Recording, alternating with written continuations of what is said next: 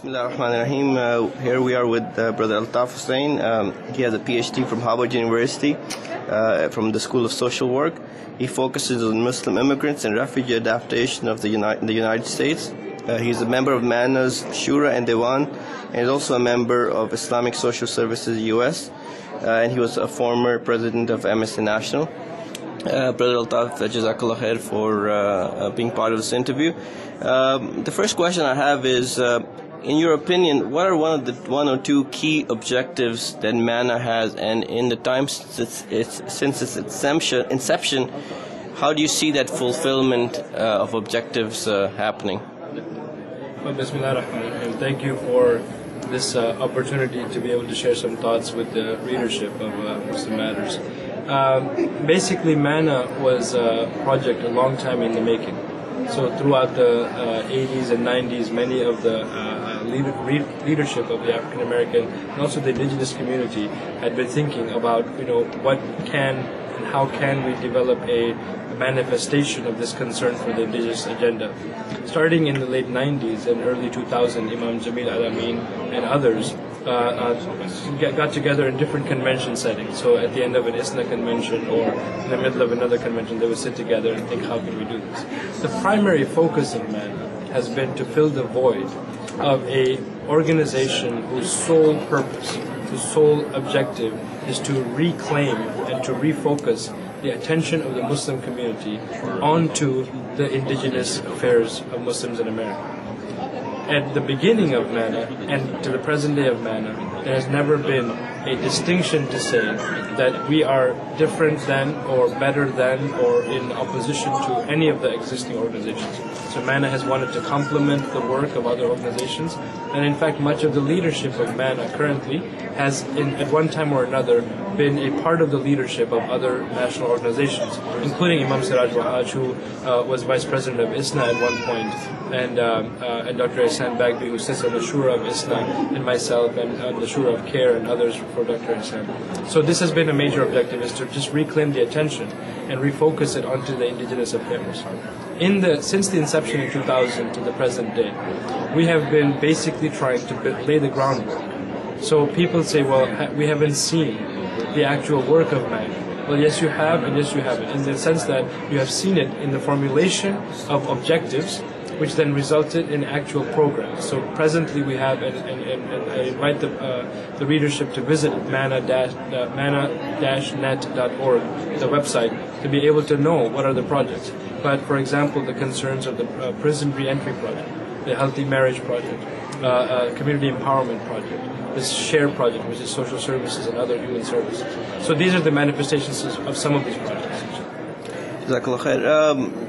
As you know, there's a lot of discussion online and offline about this apparent indigenous immigrant divide. First of all, how do you define indigenous? And secondly, obviously it's a very complicated question, but if you were to put in a nutshell some advice or some methodologies for bridging this divide that has been going on for a long time. Yeah, that's an excellent question. So let's begin with the definition, if you will, or the outlook. So MANA from the outset said essentially that to be considered a part of the indigenous, if you will, community, you had to be of the land. That's one way. You could be a second generation of the land, another way, or you could be someone who sympathized or empathized with the concerns of the land, so that everybody was included. There was no such barrier from the very beginning. And in fact, my own upbringing would prove that, is that I came to the United States at the age of 10. And so I grew up in Cleveland and raised by many of the imams, of African American imams and others in the community. And so my inclination towards MANA was just that I was concerned, and I was also of a 1.5 generation, not a second generation, because I wasn't born there. So it's a very broad definition. Now, on the other hand, you have this divide that has continued to exist. Partially the divide is in a mindset. And the mindset is essentially that someone says, well, we, the immigrants, should define for everyone what is Islam.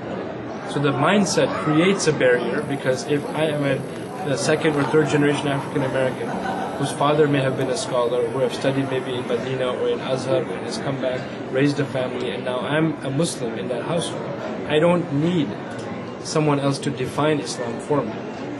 I can, inshallah, understand Islam for myself. And so much of MANA's focus has been to try to say that the leadership of MANA is out there working with and alongside the immigrant community, but trying to say that let us have a balance in the focus.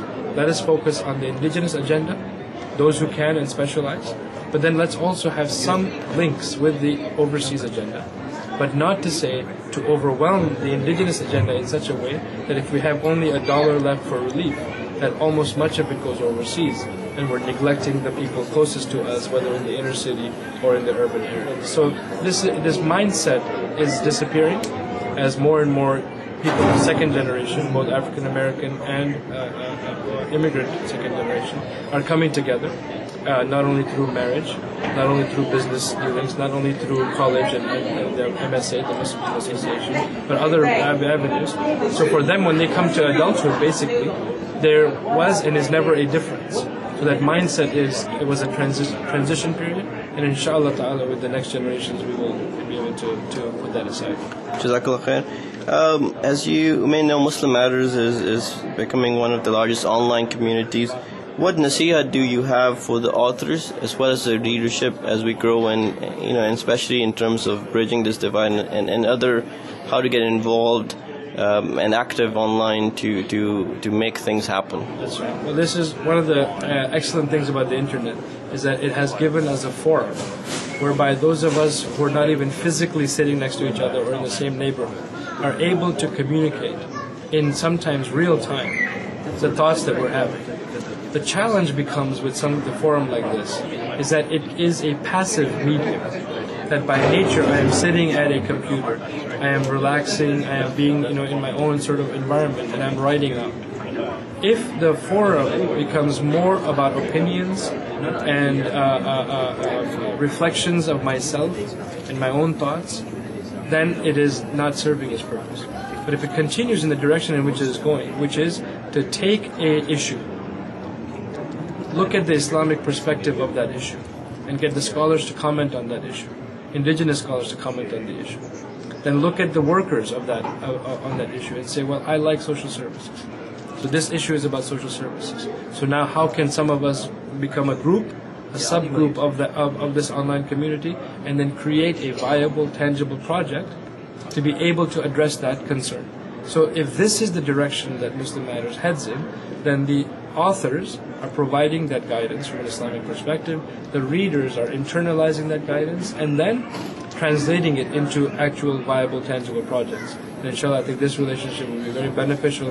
And the one thing I would suggest is to have a very robust searchable database, so that people who are new or existing can use keyword searches to pull up discussions and not have to wonder or worry about how to get it. It exists to some degree, but we want it to be very well defined, so that any keyword that someone thinks of, at least it pulls up much to what Google does, to the exact location, and then maybe a list of several discussions and several aspects of that topic, inshallah. Jazakallah khair. May Allah make your effort successful and give MANA the mandate that it deserves, inshallah. Jazakallah khair. Thank you so much, brother.